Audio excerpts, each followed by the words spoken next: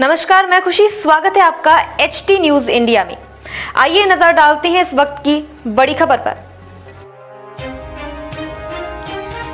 पानठेल्यामधून गांजाची विक्री करणाऱ्या दोघांवर कारवाई, एक आरोपी फरार।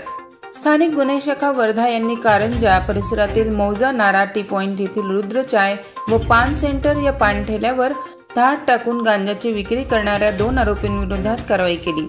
सदर पानठेल्यात पोलीस पथकाने झडती घेतली असता 2.629 किलो गांजा मूल्य ₹52,580 जप्त करण्यात आला। ही कारवाई पोलीस अधीक्षक अनुराग जैन यांच्या सूचनेवरून व पोलीस निरीक्षक विनोद चौधरी यांच्या मार्गदर्शनाखाली पार पडली। कारवाई दरम्यान आरोपी गोपाल विठ्ठलराव चाफले वय 44 राहणार खर्डीपुरा कारंजा हा पानठेल्यावर उपस्थित मिळून आला। त्याने सांगितले की सदर गांजा त्याला त्याचा नातेवाईक सुजित सोनी राहणार कारंजा याने पुरवला।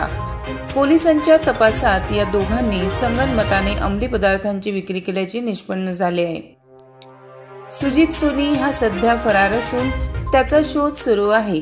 आरोपी विरोधात पोलीस स्टेशन रामनगर येथे NDPS कायद्यानुसार गुन्हा दाखल करण्यात आला असून जप्त मुद्देमाल व अटक आरोपी पोलीस स्टेशन कारंजा यांच्याकडे सुपूर्द करण्यात आला आहे।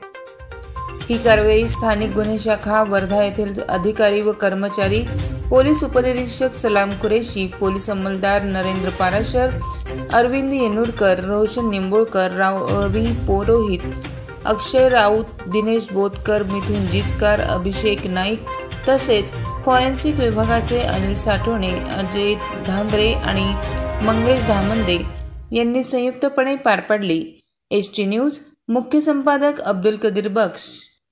खबरों में अब तक के लिए बस इतना ही। फिर होगी आपसे मुलाकात ऐसी किसी बड़ी और खास खबर के साथ।